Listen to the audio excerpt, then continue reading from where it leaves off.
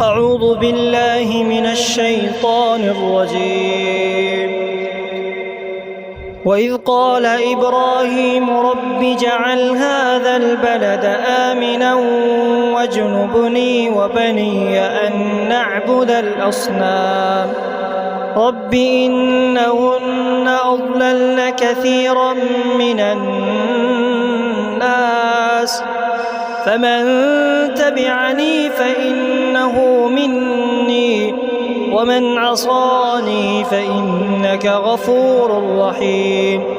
ربنا إني أسكنت من ذريتي بواد غير ذي زرع عند بيتك المحرم ربنا ليقيموا الصلاة